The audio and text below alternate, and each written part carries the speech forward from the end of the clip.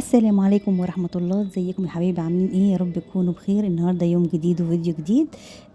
طبعا فيديو بعد ما ابتدينا كده اليوم الدراسي، فنشوف يومنا ماشي ازاي. قبل ما نبدأ الفيديو ما ننساش نصلي ونسلم على سيدنا محمد صلى الله عليه وسلم. طبعا برحب بالناس الجديدة اللي انضمت معايا في القناة، اهلا وسهلا بيكم. والناس القديمة اللي معايا في القناة من الاول، اخواتي وحبايبي، اهلا بيكم، وحشيني جدا من اخر فيديو. ولو انت لسه جديده اول مره تشوفي قناتي، انا نهى ودي قناتي نونا لايف ستايل.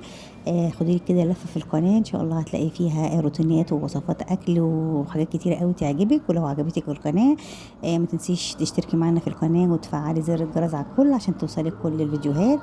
وطبعا ما تنسوش اللايك اللي انتوا ناسينه اصلا على طول. وبصراحه يعني عايزه اقول لكم ان انتم مسببين لي احباط، يعني مسببين لي احباط في القناه، ولدرجه ان انا خلاص ماليش نفسي ان انا انزل فيها فيديوهات بسبب قله التفاعل.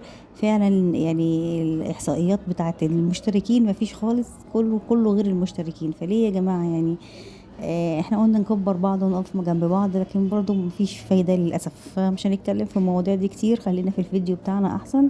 وربنا يصلح حالنا وحالكم يا رب. هنا طبعا كان دي شوية مشتريات اشتريتها كده، وديت الولاد المدرسة ورجعت اشتريت. دخلت السوق اشتريت شوية مشتريات. طبعا الأسعار يعني الله يكون في عوننا، وربنا يا رب يتولانا برحمته. طبعا جبنا شوية خضار كده، زي ما انتوا كنتوا شايفين كده، بصل وطماطم. طماطم طبعا الكيلو ب30 جنيه، مش عارفه عندكم بكام. اكتبوا لي في الكومنتات كده سعرها ايه عندكم. جبت نص كيلو، مش هقول لكم انا جبت كيلو، يعني بمشي نفسي على قد امكانياتي، فجبت كده نص كيلو. وجبت الخيار جبت كيلو ب12. والبصل غلي برضو شويه، بقى ب14 جنيه. مفيش حاجة رخيصة يعني، الحمد لله على كل حال. طبعا نزلت قلت اجيب سمك. السمك طبعا سعره رفع قوي، الكيلو ب100 جنيه. فمش عارفة يعني احنا هناكل ايه؟ الواحد بيجري على اي حاجة توفر له، بس مش لاقي حاجة بصراحة توفر. فالله المستعان، الحمد لله. كده كده لازم نجيبه، لازم ناكل عشان في اولاد عايزين يتغذوا. حتى لو احنا استحملنا اي اكل، لازم طبعا الولاد لازم ملهمش ذنب، لازم نجيبه، لازم ناكله. فجبت كده السمك، جبت السمك، وجبت حاجات للسلطة كده، وعملنا شوية رز. والأكلة بتاعتنا أول حاجة كده حمرت الرز، عامل شوية رز صيادية. بنحاول نمشي بيوتنا والله على قد بقدر الإمكان، ونحاول نوفر، بس عشان خاطر لازم كده كده الحياة لازم تستمر، ولازم نجيب اكل ونجيب شرب في بيوتنا.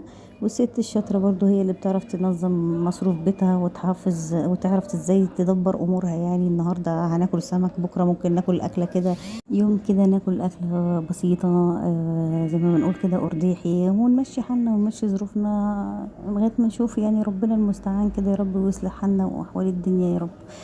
هنا بقى بعمل كده، بحمر البصلايه. انا مش بحرقها قوي، عشان في ناس بتحرق البصلايه بتاعت الرز الصياديه دي، ما بتتحرق كده، بحس انها ممرره طعم الرز. كمان انا يا دوب بس بحمرها زياده كده شويه، وبعد كده بقى ايه، بنزل عليها بالرز. ممكن لو هنا ممكن تحط الرز على طول وبعد كده تشربيه بالميه، وممكن تحط الميه تسيبيها تاخد غلوتين كده، وبعد كده تروحي حاطه الرز. انا بحب برضو الطريقه دي عشان خاطر الرز يطلع فيها مفلفل. ما الرز كده بيسخن على النار وبالماده الدهنيه ويتقلب كده تقليبتين، بيطلع الرز حلو ومفلفل يعني. فكده الطريقه دي انا بالنسبه لي بفضلها يعني.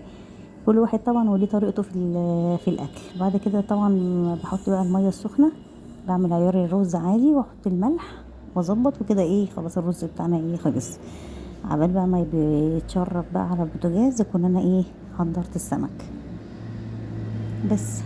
طبعا انا بحب الرز ده قوي بتاع السمك، بيبقى طعمه كده. انتوا عارفين البصل اصلا بيدي يعني ايه تعسيله كده، او بيخلي الاكل مسكر كده. فالرز بالبصل ده بيبقى طعمه روعه بصراحه، غير ان هو السمك كمان جنبيه.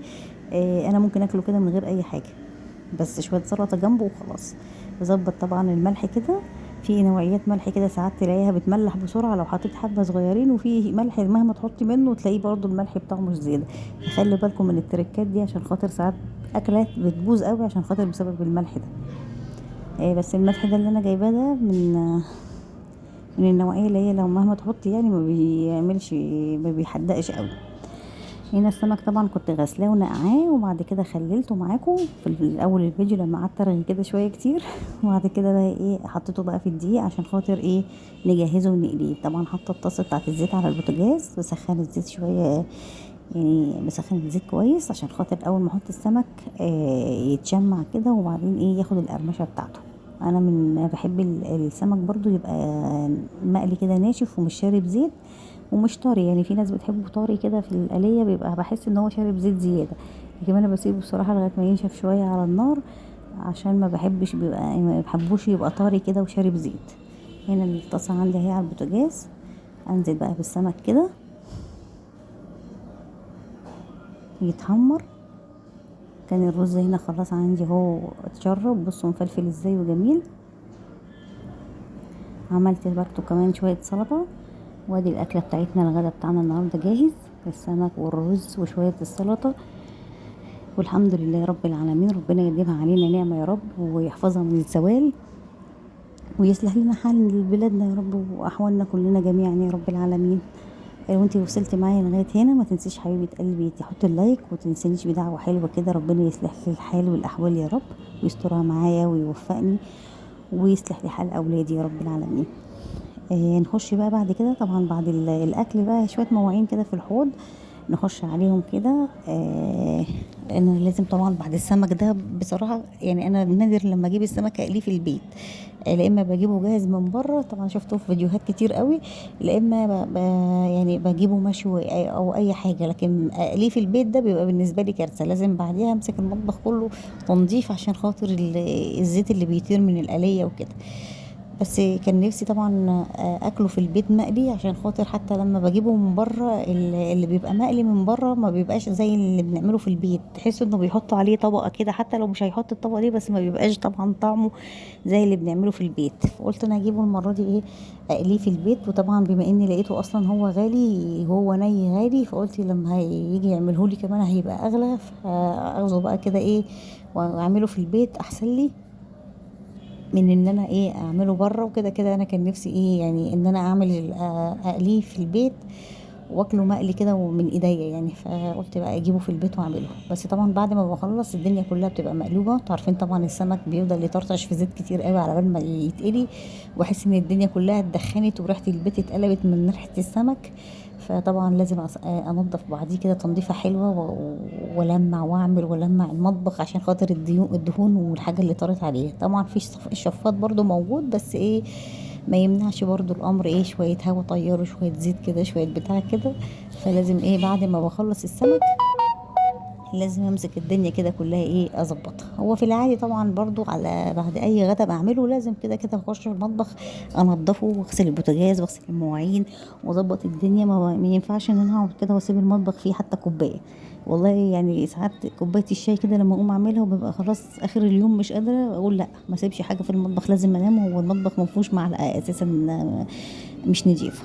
ف لازم اخش كده اغسل المواعين واغسل الحاجه دي. كانت طاسه كان فيها زيت في البوتاجاز، ففضيت الزيت اللي هو القديم ده، ورحت غسلها كده بالمره. برضو ما بسيبش، بحاول ما اسيبش طاسات فيها زيت في البوتاجاز كتير، عشان خاطر بتدلق بقى وبتبهدل الدنيا. فقال لي بقى نشيلها نفضي الزيت كده القديم ده في ازازه كده او حاجه كده على جنب مش عايزينها. وبعد كده بقى ايه بغسل الطاسة يعني. فما بحبش احط طاسات زيت كتيرة قوي في البوتاجاز، عشان خاطر ساعات كتيرة بتقع. ومرة طاسة الزيت وقعت بوظت لي الفرن، يعني بصراحة نزلت على الشعلة وانا ما خدتش بالي، فالزيت بوظ شعلة الفرن. فاضطريت طبعا ان انا اصلحها من اول وجديد. فعليه لا يعني نشيل بقى الحاجة اللي هي ممكن تبوظ لنا الدنيا دي، ونشيلها بقى ايه من المكان خالص، نفضيها في بطرمان، نفضيها في ازازة الزيت. ولو هو لسه نضيف وعايزه تستعمليه تاني المره التانية بعد ما تيجي تستعمليه فضيه في الطاسه على طول واقلبيه بس. لكن ما انا حرمت بصراحه ان انا احط طاسات زيت في البوتاجاز تاني، عشان خاطر هو فعلا بوظت لي الفرن قبل كده. بس هنا بقى برضه كان في ازازتين كده قلنا نغسلهم بالمره. يعني كان في جماعة كان في مشكلة، كان في ناس بتقول ان المية كان فيها حاجة، مش عارفة الكلام ده صحيح ولا لأ. يعني عملوا لنا قلق كده ان المية طعمها والمية بتوجع البطن. انا معرفش الموضوع ده ايه، لو في عند حد فكرة عنه يقول لنا، وهل انتهت ولا لأ يعني. كان بيقولوا ان المية فيها تلوث او فيها حاجة، بس ما اعرفش والله اعلم يعني.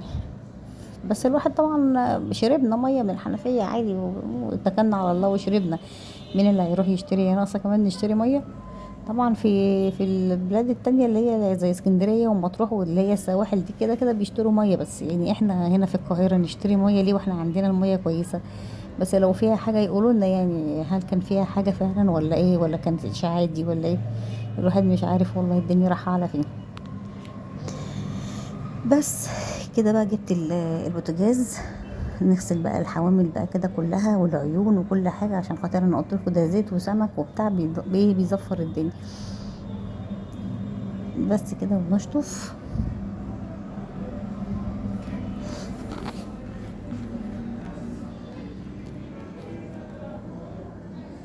متنسوش يا حبايب قلبي اللايك بالله عليكم. فعلا انا يعني هنا القناه متفعله وكل حاجه، بس لغايه دلوقتي انا ما شفتش منها اي ربح. ليه مفيش تفاعل يعني؟ يا ريت نقف جنب بعض. والله فعلا الواحد بيتعب على القنوات دي ومش تعرفوش ان التصوير ده بياخد وقت قد ايه، ونمنتج ونعمل ونتكلم وندبلج الصوت، يعني والله تعب فعلا. فليه من نراعيش ربنا؟ كل واحد يرد الامانه، اصل دي امانه يعني. كل واحد يرد الامانه ويحط اللايك ويكتب تعليق ويشاهد في الفيديو. انا والله في ناس بشاهد لها الفيديوهات كلها بتاعتها للاخر يعني. فليه واسيب لهم الاعلانات؟ عشان عارفه ان كل الحاجات دي هي دي اللي بتجيب لهم الربح على القناه. فايه المشكله؟ حتى لو مش هتشاهدوا سيبوا الاعلان يشتغل حتى على الاقل بالنسبه للقنوات المتفعله، عشان حتى يدخل لهم ربح او حاجه. يعني الواحد هيقعد قد ايه في القناه عشان خاطر ياخد منها؟ لان صرفنا عليها اكتر ما هناخد منها. ويا رب بس ربنا يكملها بالخير ونشوف ثمرة تعبنا دي على خير يعني يا رب. بس خلاص كده خلصت البوتاجاز. نغسل بقى الحوض كده غسله حلوه، مكان الزفاره مكان الحاجه زي ما انتوا شايفين كده.